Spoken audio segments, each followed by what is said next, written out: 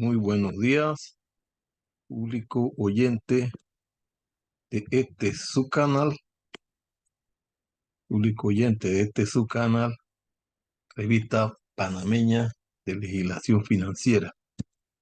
El día de hoy iniciamos con el desarrollo de esta revista, planteándome que soy Edwin Tuñón, soy abogado y economista. Dedico una parte de mi tiempo académico al estudio del sector financiero, específicamente de la banca en este momento. Vamos a comenzar esta revista analizando el Acuerdo 1-2005 del 3 de febrero del 2015. Nosotros fundamentamos el desarrollo de esta actividad cultural y académica en el Decreto Ejecutivo 52 del 2008. Este decreto resume el decreto ley 9 de 1998 y el acuerdo 2 de febrero del 2008. Ahora nosotros estamos viendo los acuerdos para mejorar el manejo de este tema. Esto se dedica a los profesionales que tengan a bien escuchar este tema, también a los estudiantes de finanzas y bancas que necesitan mejorar su conocimiento sobre legislación financiera y sobre decreto bancario, los decretos ley que rigen la banca en Panamá. Para nosotros son importantes también aportar a quienes están en la carrera bancaria, el servidor bancario, que les hace falta esta información que es pública, que está en la página de la superintendencia, pero en dinámica, esto no la acceden los trabajadores de la banca, que les es difícil el ejercicio de su carrera por falta de tiempo, que el trabajo bancario es un trabajo muy absorbente. Los trabajadores bancarios tienen a veces pocas posibilidades de encontrar una oferta que se adecue a su horario, y algunas de ellas son muy caras, las nacionales e incluso las internacionales que dan, como la Universidad de Harvard. Y esta universidad son capacitaciones extremadamente caras, entonces se hace un poco inaccesible. Nosotros no podemos entrar al tipo de los de la Universidad de Harvard, pero a nivel de la legislación panameña sí podemos hacer aportes que considero importantes para el conocimiento de esta actividad, en este caso la actividad bancaria. Nosotros vamos a ver el Acuerdo 1-2015, 3 de febrero del 2015, por medio del cual se establecen las normas de adecuación de capital aplicables a los bancos y los grupos bancarios. Y comienzo planteándole que estamos en el 2015 y que para este momento los tres Basileas ya han sido aprobados.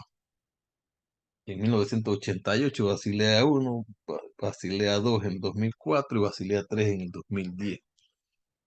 Que la superintendencia de banco a partir de la reforma del 98 ya ha desarrollado acuerdos sobre el tema de la adecuación de capital, y que es importante que lo sepamos, pues que han venido pasando. Ellos aprobaron el acuerdo 3 de 1999 del 11 de mayo del 99, donde se estableció la supervisión completa y consolidada. Los grupos económicos bancarios se fueron identificando, la notificación del grupo económico y la regulación y supervisión consolidada de los grupos bancarios, y el índice global de adecuación de capital, que se estableció en 8% como lo establecía Basilea 1. Esto pasó, el plazo para ajustarse al índice de adecuación de capital fue un año a partir del 99. Quienes estaban en ese momento eran Joseph Fidanque y Eduardo Ferrer en la superintendencia de bancos y la junta directiva, que nuevamente fue tocado este tema a través de acuerdo en la junta directiva en el 2008, a través del acuerdo 5 del 2008, del 1 de octubre del 2008, por el cual se establecen las normas de capital para riesgo de crédito aplicable para las entidades bancarias.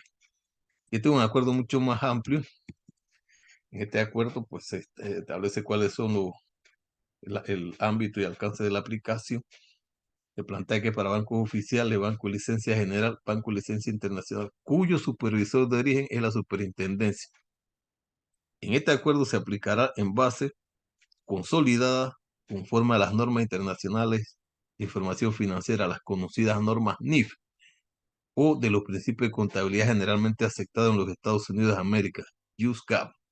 La superintendencia de banco determinará la calificación aplicable a los instrumentos de capital para su inclusión como elementos del capital primario o el capital secundario. Y determinó qué es capital primario y qué es capital secundario. Estamos hablando del 2008 y estamos hablando del mes de octubre, cuando ya había noticias sobre el tema de la crisis de las hipotecarias en los Estados Unidos. Ahora, en 2015, nuevamente la superintendencia de banco y la junta directiva consideran necesario y prudente verificar frente a los acuerdos de Basilea en su conjunto y ir adecuando en este proceso de adecuación de la normativa interna a los requerimientos internacionales aceptados por el Estado y por los bancos. Este es el acuerdo 1 del 2015, de 3 de febrero, por medio del cual se establecen las normas de adecuación de capital aplicables a los bancos y a los grupos bancarios. Esta es una nueva eh, actualización, porque es una actualización porque elimina o deroga los dos acuerdos anteriores, el 399 y el del 2008.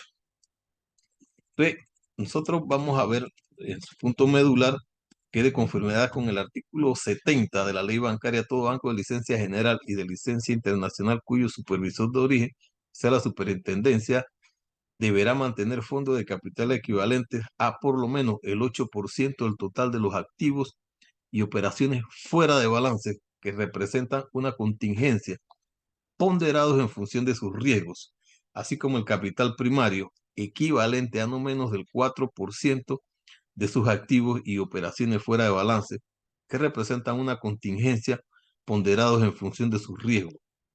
Esto es lo que plantea la normativa publicada y aprobada por la Junta Directiva.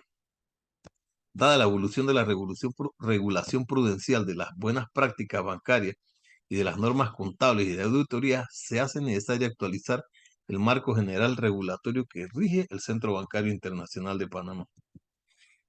Plantea que el principio 16 del Comité de Basilea sobre suficiencia de capital establece que los bancos deben contar con los requerimientos mínimos de capital que reflejen los riesgos que estos asumen cuando hacen sus operaciones diarias.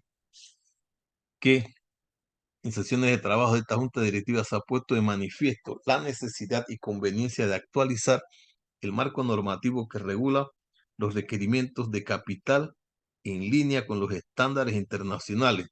Todo esto con el fin de seguir reforzando la solvencia del sistema bancario, limitar el apalancamiento e incentivar en los bancos estrategias sostenibles de crecimiento que potencien la estabilidad financiera del centro bancario. Estos son los considerandos que establece la Junta Directiva de la Superintendencia de Banco. Entonces ellos acuerdan en sala las siguientes normas generales. El ámbito de aplicación plantea: esta Junta Directiva que presenta acuerdos se aplica a los bancos oficiales, banco de licencia general, los bancos de licencia internacional cuyo supervisor de origen es la Superintendencia de Banco, a las propietarias de acciones bancarias de grupos bancarios que consoliden sus operaciones en Panamá y de las cuales la Superintendencia de Banco sea su supervisor de origen, cada uno de los cuales se denominará en adelante el sujeto regulado. No obstante lo anterior, la Superintendencia de Bancos podrá aplicar este acuerdo a instituciones bancarias no contempladas en los numerales anteriores en razón de su importancia para la estabilidad financiera del sistema bancario. ¿Qué significa esto? Que el capital tiene una dinámica interna y que va variando en el tiempo y se le podría quedar fuera del marco regulatorio, y se plantea en función de la normativa que sigue estando al alcance de la Superintendencia de Bancos. Este acuerdo se aplicará en base consolidada y en base individual conforme a las normas internacionales de información financiera. No obstante, para efectos de aplicación de lo establecido en el artículo 14, la medición será en base al perímetro de consolidación regulatoria establecido en el artículo 12. No sé qué miden, pero yo creo que evalúan. Mira lo que dice el artículo 2 sobre los fondos de capital regulatorio. Hay dos fondos de capital regulatorio básicos. Dice, a efectos del cálculo de los requerimientos de capital y del índice de adecuación de capital, los fondos de capital están compuestos por el capital primario, el cual está conformado por el capital primario ordinario y el capital primario adicional, un capital secundario y una provisión dinámica según lo definido en el artículo 4 del artículo 4/2013. Las provisiones dinámicas se establecieron en el acuerdo 4/2013 que clasifica los créditos dependiendo si son personales o son corporativos, que los clasifica en normal, de mención especial y que va dependiendo de, de cuánto se atrasan en el pago, en el pago mensual o en el pago diario, cuántos días se atrasa. Entonces, vamos a ver qué es capital primario. En este acuerdo 1/2015 se compone de los siguientes elementos: el capital social pagado en acciones, que incluye el capital social proveniente de utilidades retenidas capitalizadas. Claro, cuando la institución de sus utilidades las retiene para fortalecer el capital. Primas de emisión resultantes de instrumentos incluidos en el capital primario ordinario, capital pagado en exceso. Reservas declaradas, es decir, aquellas clasificadas por los sujetos regulados como reservas de capital para reforzar su situación financiera, proveniente de las utilidades retenidas en sus libros y sujeto a lo establecido en el artículo 69 de la ley bancaria. Y en adelante, al 2023, veremos como colchón. Utilidades retenidas, que son las utilidades no distribuidas del periodo corriente y de periodos anteriores.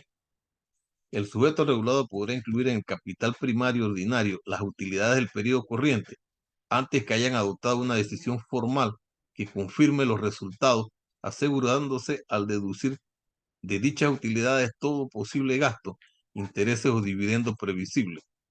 Las participaciones representativas de los intereses minoritarios en cuentas de capital de subsidiarias consolidantes que cumplan los criterios para su inclusión en el capital primario ordinario. Otras partidas de resultado integral acumulada, en particular las ganancias o pérdidas netas no realizadas en la cartera de activos disponibles para la venta. Otras reservas autorizadas por esta superintendencia. Ajustes regulatorios al capital primario ordinario contemplados en el artículo 9 del presente acuerdo. La superintendencia podrá, en atención a la condición financiera del sujeto regulado, ordenar que se abstenga de hacer reducciones de su capital, para lo cual podrá ordenar la suspensión del pago de dividendos.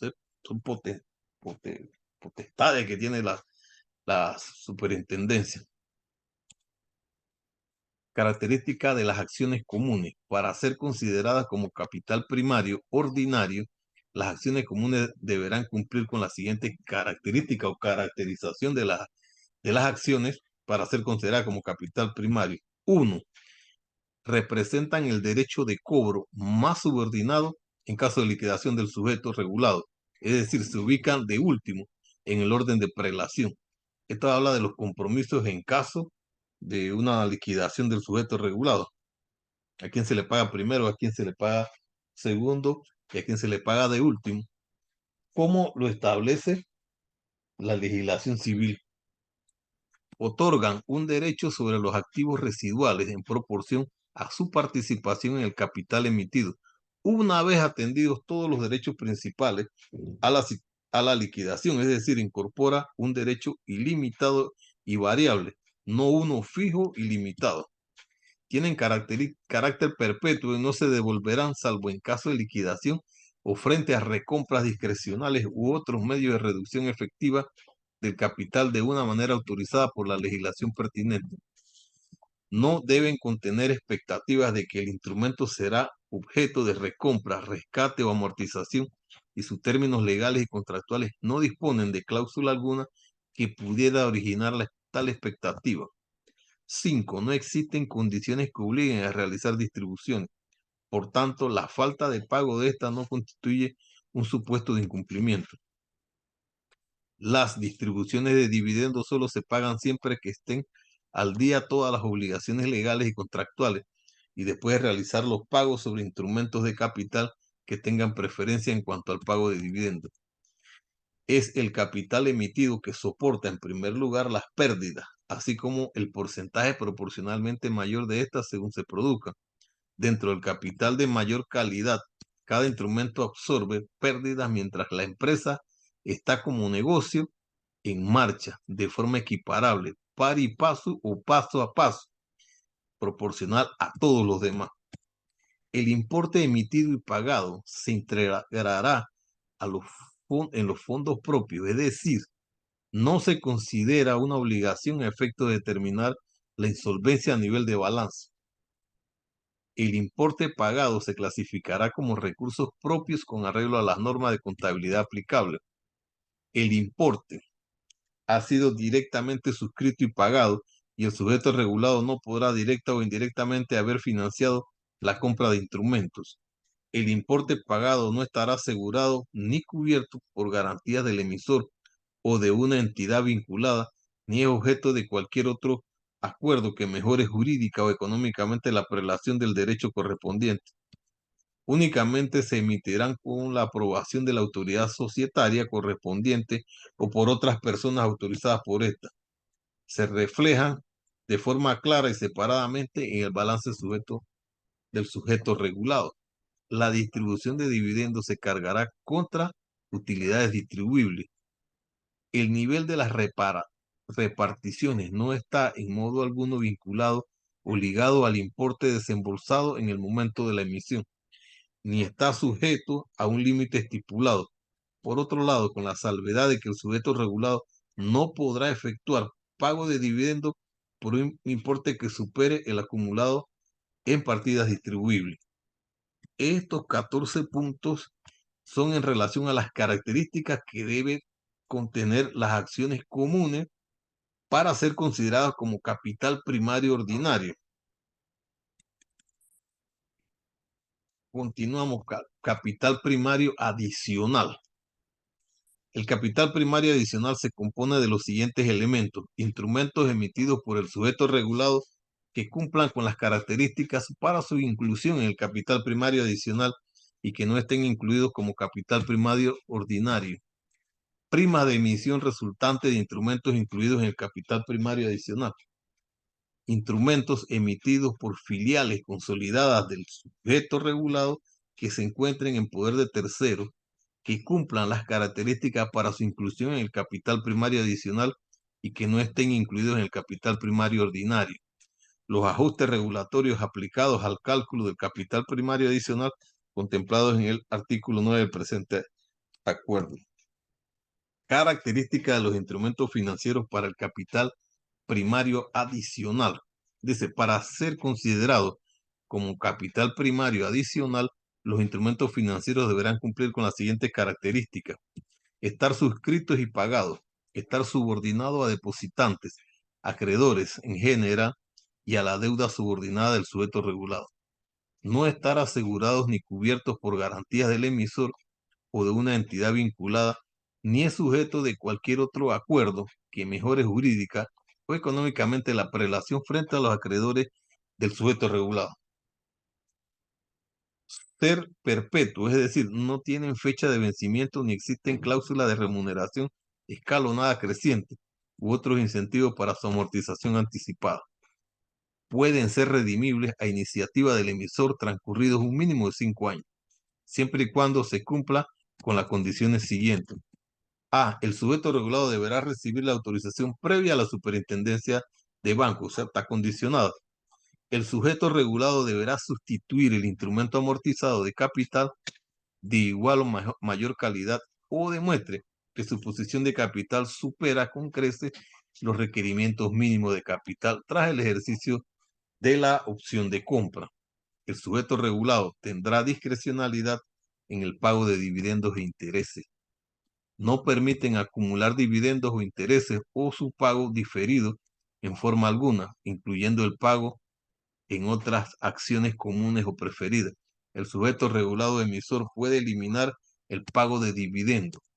No permiten automáticamente o a opción del tenedor la conversión a otra clase de acciones distintas a la de capital primario, es decir, acciones comunes. El rendimiento a pagar no variará en función de la condición financiera o resultado de las operaciones del emisor. El rendimiento a pagar es fijo o se establece sobre la base de un índice de mercado independiente. No contemplan cláusulas que por sus condiciones potencialmente desfavorables motiven al sujeto regulado a una redención anticipada. El instrumento no habrá sido comprado por el sujeto regulado ni por ninguna parte vinculada que éste controle o sobre la que ejerza una influencia significativa, ni su compra habrá sido directa o indirectamente financiada por el sujeto regulado. Ahora veamos qué plantea sobre el capital secundario. El capital secundario se compone de los siguientes elementos: instrumentos emitidos por el sujeto regulado que cumplan los criterios para su inclusión en el capital secundario o incluidos en el capital primario. Primas de emisión resultantes de instrumentos incluidos en el capital secundario. Instrumentos emitidos por filiales consolidadas del sujeto regulado y en poder de terceros que cumplan los criterios para su inclusión en el capital secundario, que no estén incluidos en el capital primario. Pueden clasificarse en el capital secundario las reservas constituidas para pérdidas futuras no identificadas en el presente.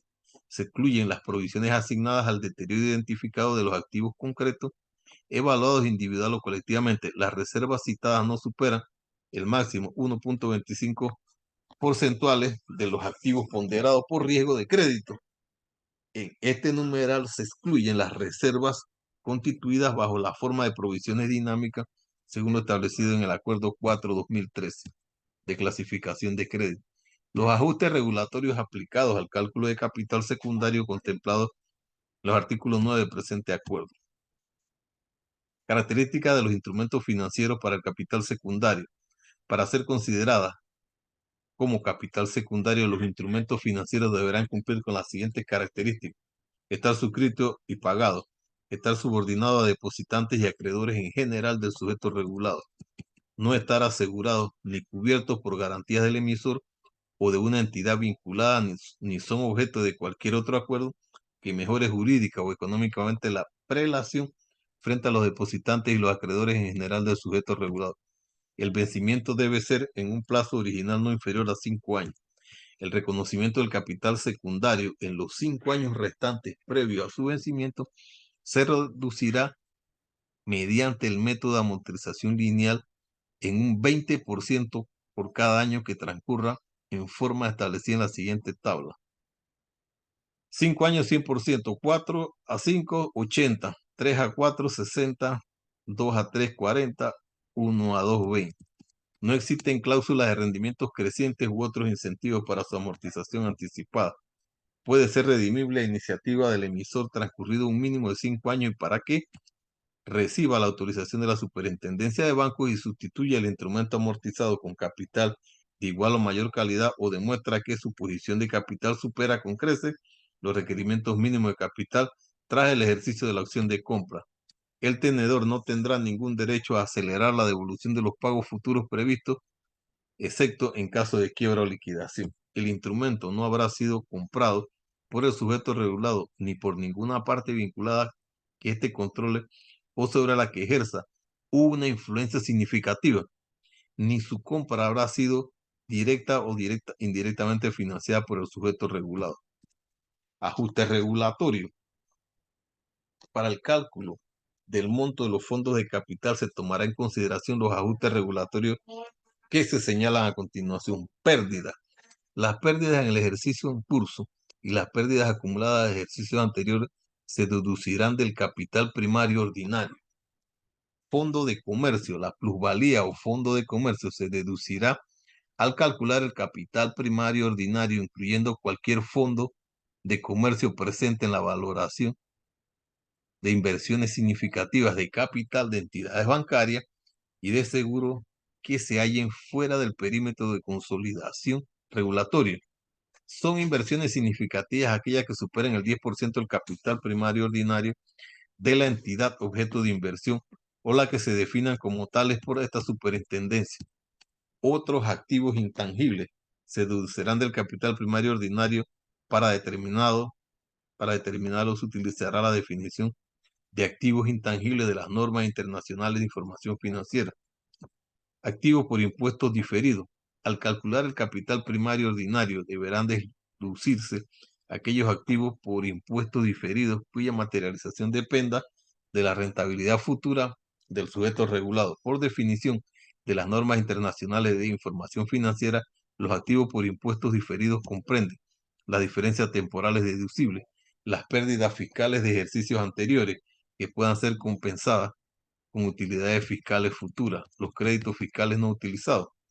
Cuando estos activos por impuestos diferidos se refieran a diferencias temporales, por ejemplo, provisiones para crédito deteriorado, la cuantía de la deducción o excedente se establece en el importe que supere el 10% del capital primario ordinario una vez aplicados todos los ajustes regulatorios. Reservas de cobertura de flujo de efectivo. El importe de las reservas para cubrir flujos de efectivo asociadas a la cobertura de elementos no contabilizados por su valor razonable en el balance al calcular el capital primario ordinario deberán deducirse los importes positivos y reintegrarse los negativos.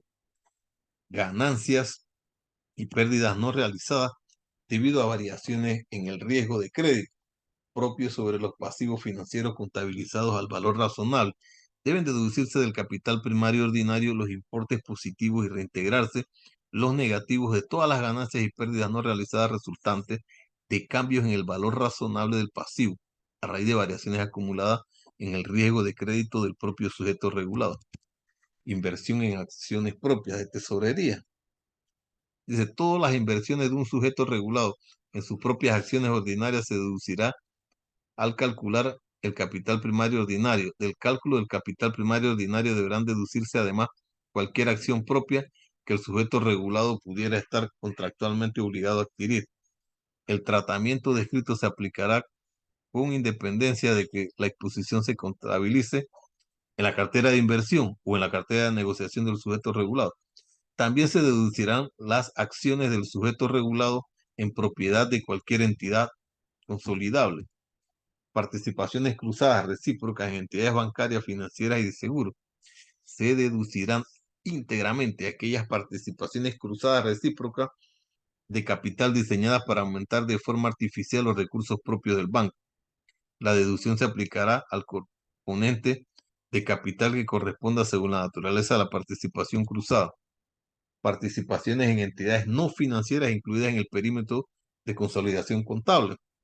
Se deducirá del capital primario ordinario consolidado según el perímetro de consolidación que se establece en el artículo 12, el monto de las participaciones en entidades no financieras incluidas en el perímetro de consolidación contable según las NIF, que excedan el 10% del capital primario ordinario consolidado, una vez aplicados los restantes ajustes regulatorios. Participaciones significativas en el capital de entidades bancarias, financieras y de seguro no incluidas en el perímetro de consolidación, el área, las empresas que consolidan. Se considera participación significativa a la que supera el 10% del capital de la entidad participada.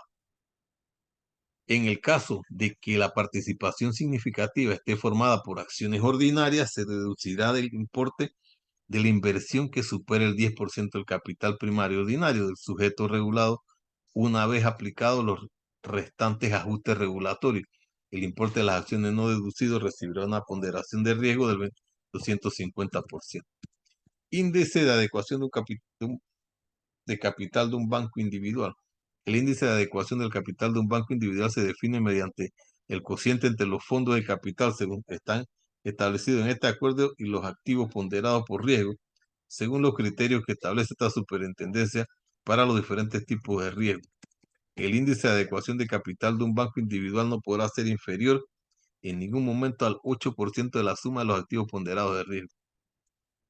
El capital primario ordinario no podrá ser inferior al 4,5% de sus activos ponderados por riesgo, y el capital primario no podrá ser inferior al 6% de sus activos ponderados de riesgo.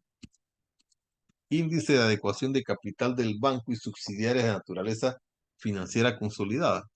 El índice de adecuación de capital de un banco y subsidiaria se define mediante el cociente entre los fondos de capital según están establecidos en este acuerdo y los activos ponderados por riesgo según los criterios que establece la superintendencia para los diferentes tipos de riesgo.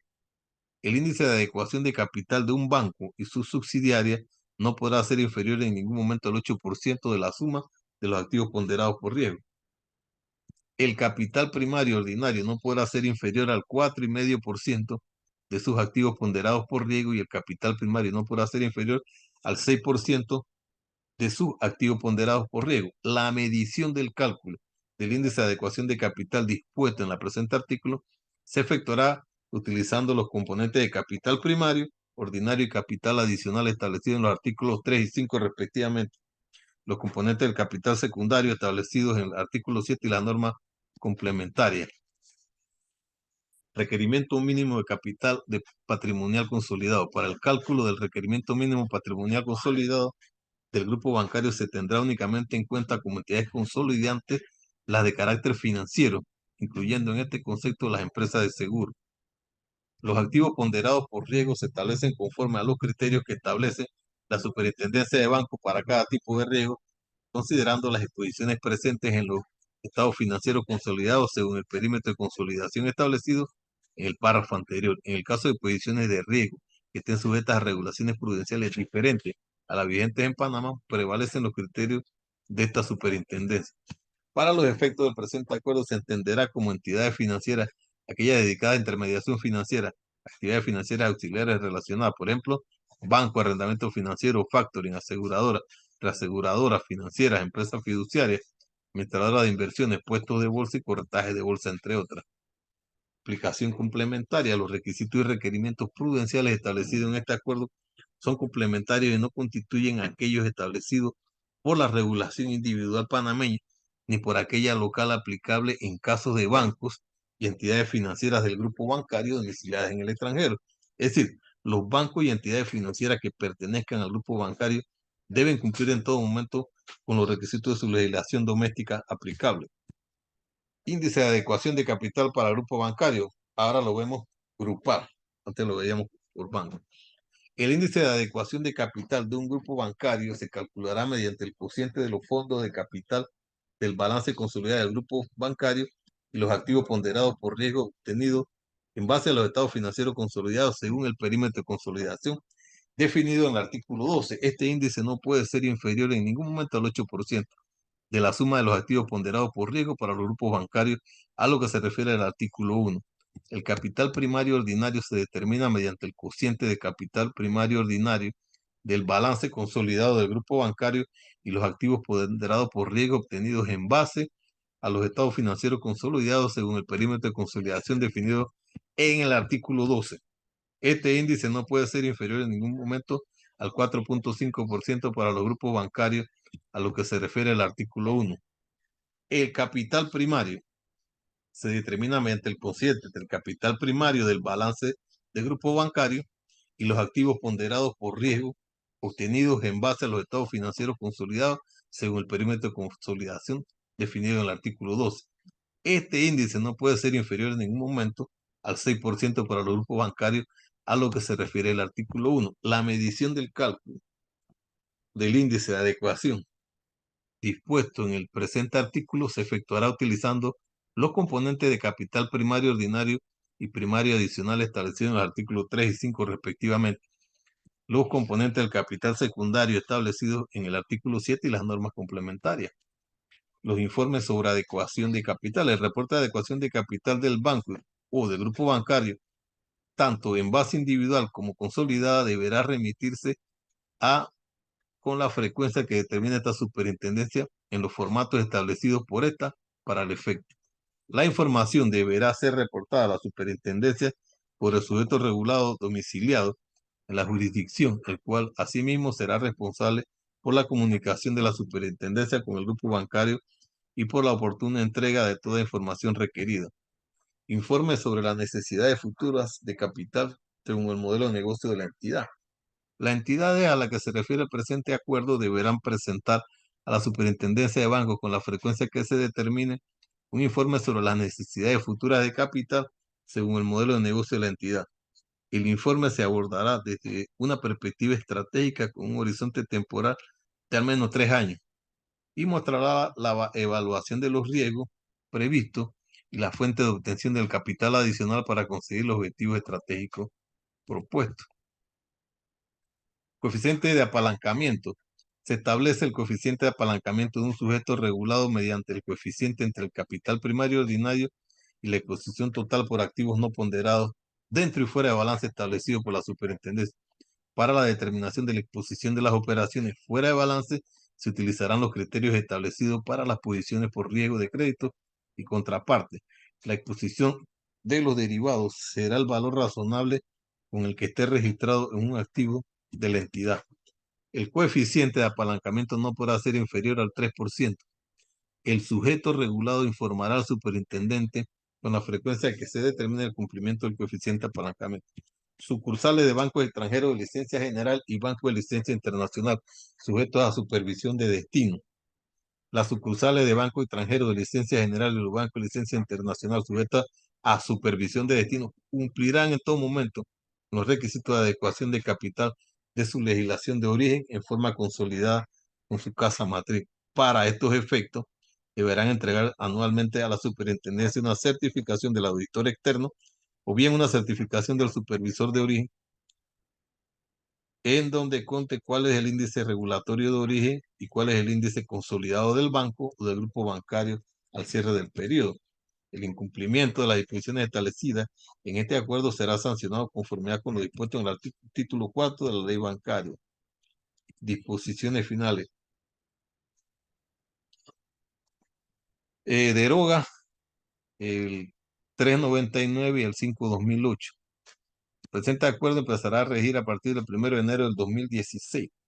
No obstante, el cumplimiento de los valores mínimos de los índices de adecuación de capital estará sujeto al siguiente calendario, tomando como fecha de cumplimiento el 1 de enero de cada año.